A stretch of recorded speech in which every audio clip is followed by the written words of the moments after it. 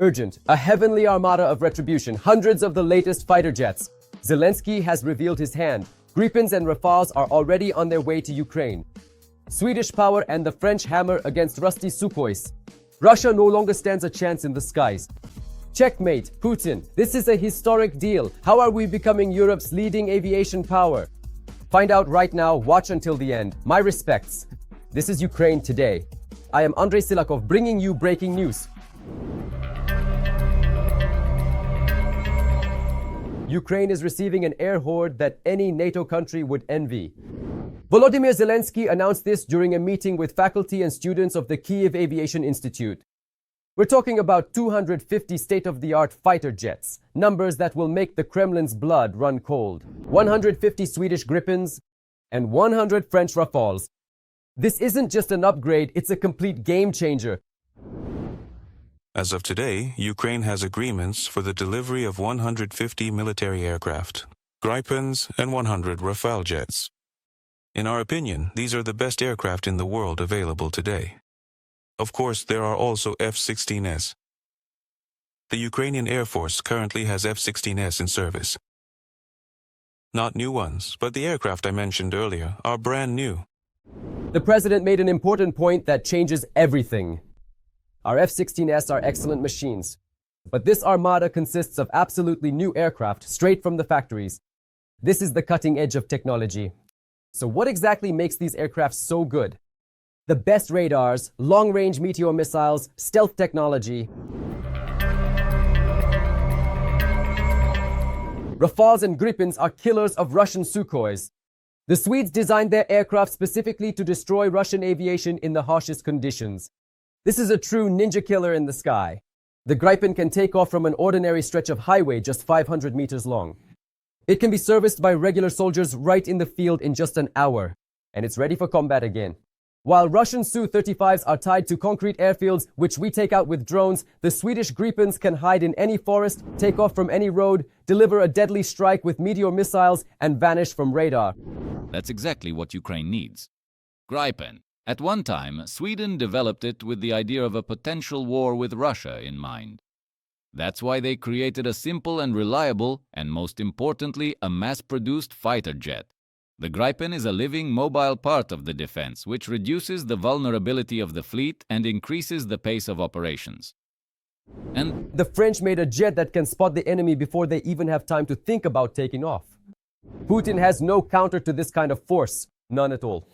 These are the latest machines packed with electronics that can detect the enemy from hundreds of kilometers away. These are flying computers that integrate seamlessly with our AWACS reconnaissance aircraft. Russian pilots won't even realize who shot them down or from where.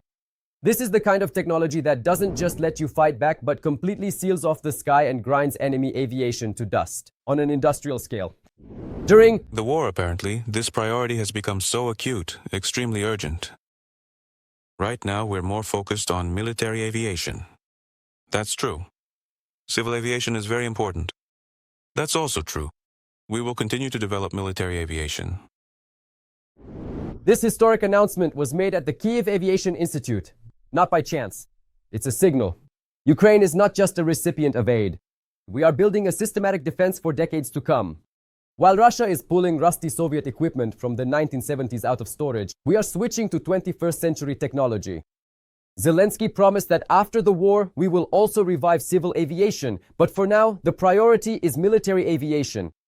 Hundreds of Gripens and Rafales. This guarantees that not a single Russian missile or bomber will ever feel safe again. Ukraine's Air Force is becoming the most powerful in Europe. Every voice matters. Join our community, support independent journalism and help us bring you the truth from Ukraine. Become a member of Ukraine Today. Join us now. And while European planes are on their way, Ukraine is creating its own monsters of retribution. Our engineers have rolled out the FP9 missile, which makes the ATACMS look like they're nervously smoking on the sidelines. It's more powerful, it's fiercer, and most importantly, it can easily reach Moscow. The Kremlin is no longer safe. Now the punishing hand of the Ukrainian defense industry looms right over the Red Towers. What kind of beast is this, and when will it come knocking at the windows? All the details for Putin are in the story. Ukraine will have new ballistic missiles. The defense company Firepoint is preparing to put the FP-7 and FP-9 ballistic missiles into service. The missile developers report that they are significantly cheaper than their Western counterparts, and their range allows them to strike strategic targets, deep in the rear of the Russian Federation.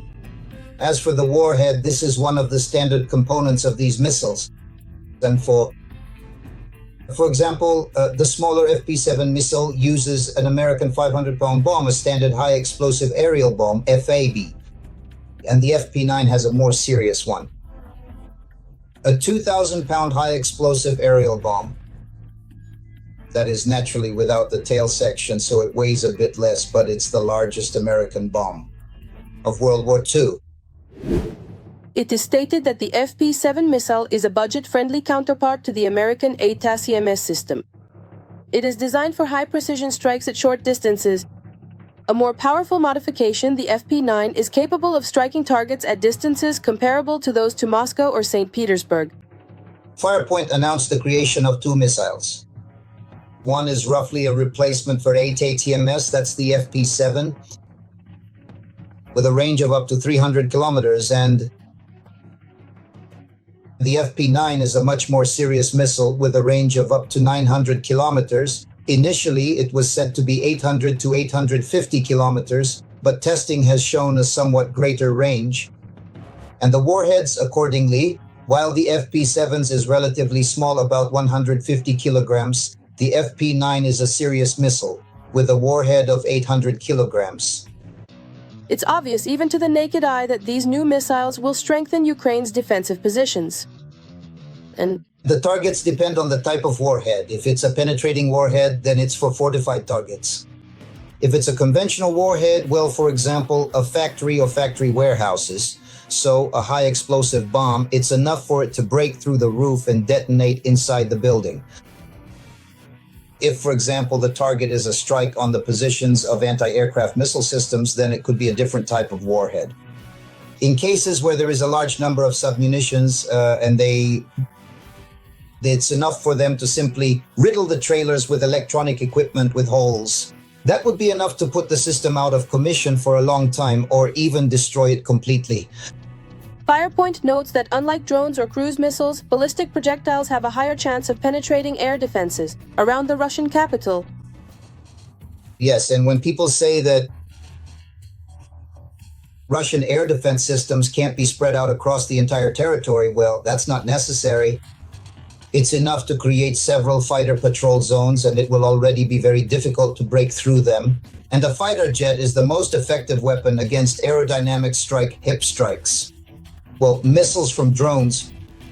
But if we use ballistic missiles, then in this case, the fighter component is completely excluded.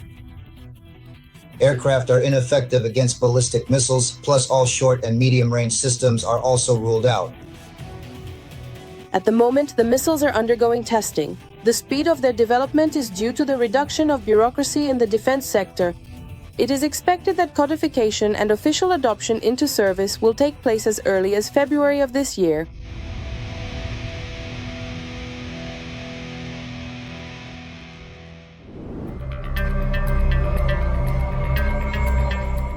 And that's just the beginning. It's the end for Shahids and a total blackout for the Kremlin. Sweden and Denmark are funding the delivery of the latest air defense systems, which will turn Russian mopeds into piles of burning trash. But that's not all. Fedorov is building our own impenetrable anti-drone shield. And while we're closing the skies, the Russians are facing a real disaster on the ground. Their Starlink was cut off and the occupying army instantly went blind. The enemy is in panic, technology is winning. All the hottest details, right now. Here's the news. Ukraine will receive its first anti-aircraft systems within the next 12 months. The Trident Mark II, designed to destroy strike drones such as the Shahed.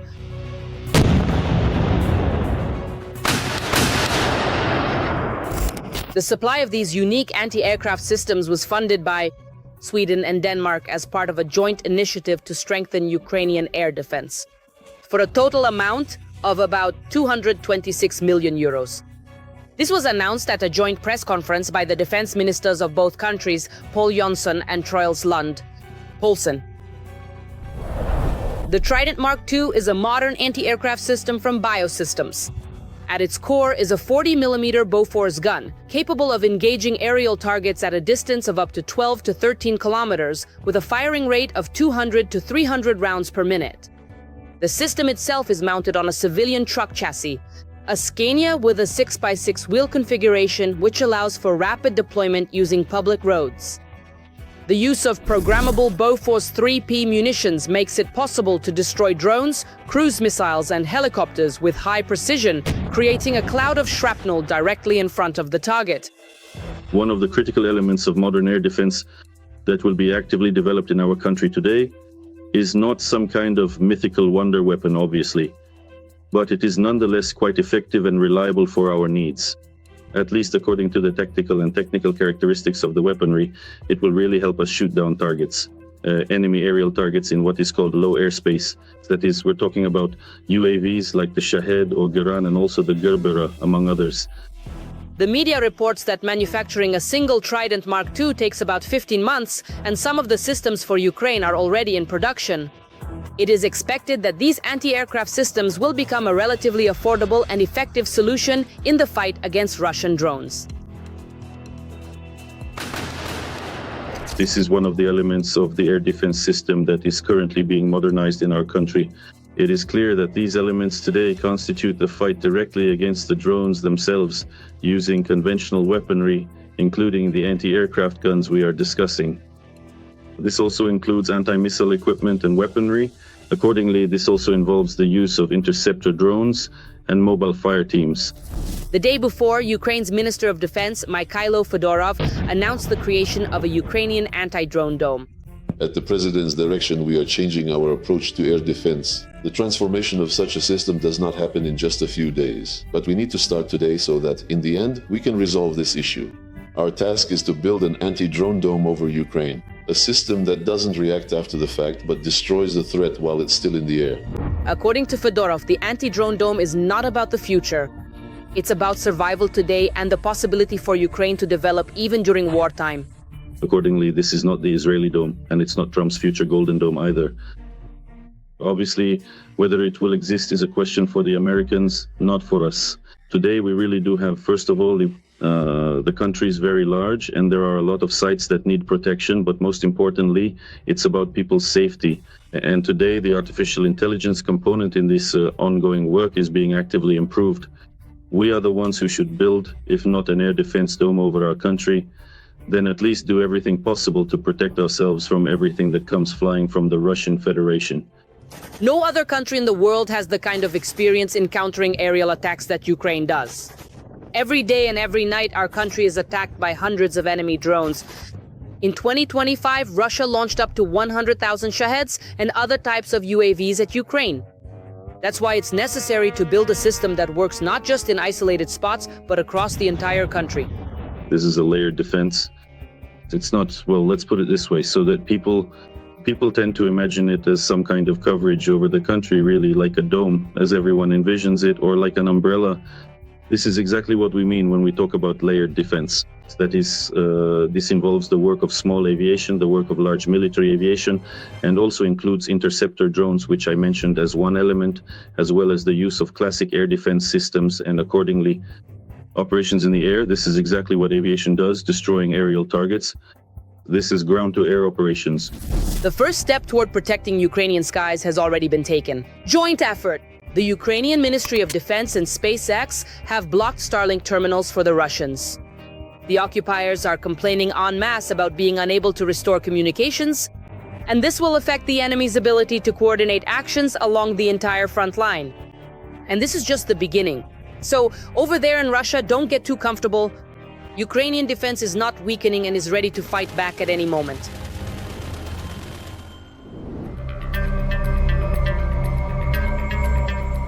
And once again, a blow to their Moscow, it's time to unleash the tomahawks. US Senator Lindsey Graham is openly demanding that Washington stop being polite with the Kremlin dictator and provide Ukraine with powerful cruise missiles. They are capable of reaching even the most heavily fortified bunkers of the aggressor. Will the tomahawks become that very steel argument that will force Putin to capitulate, and when can we expect the first launches at targets deep behind enemy lines? Stay tuned to find out. US Republican Senator Lindsey Graham has called on Trump to finally send missiles to Ukraine. Tomahawks.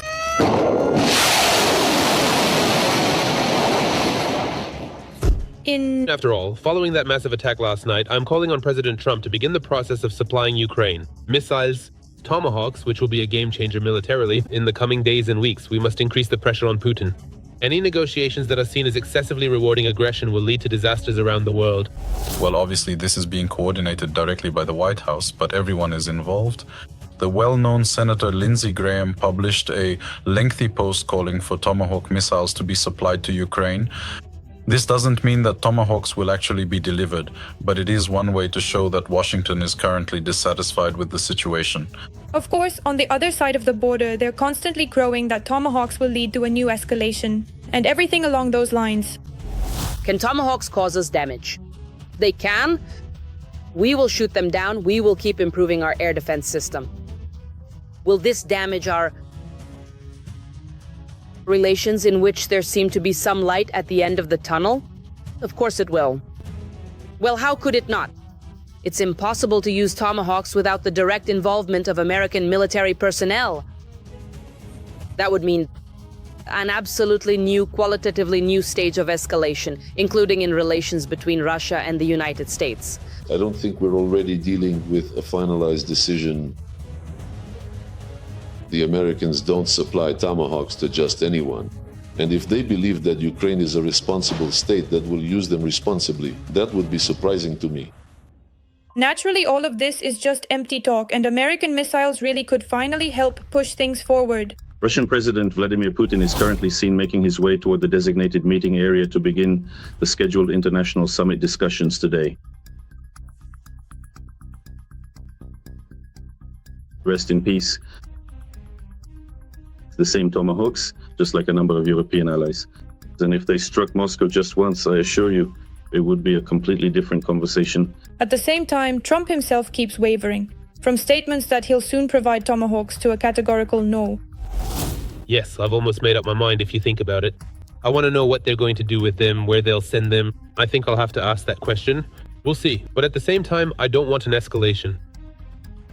We need Tomahawks for the United States as well. We have a lot of them, but we need them. I mean, we can't deplete the stockpiles for our own country. They are very powerful, important, they're very good. But they're also important for us. But perhaps, for example, the shelling of Ukraine's energy infrastructure and the abnormal cold will influence the US president, right at the moment when he was announcing agreements with Putin. But how did he get set up? How did Putin set him up? He makes a statement, and at that very moment, missiles strike. This is a complete setup. But he's the president of the greatest country in the world. He says, I've reached an agreement, and they basically spit in his face. He looks like a total loser right now. When he makes such statements, it's like they're spitting at him like that.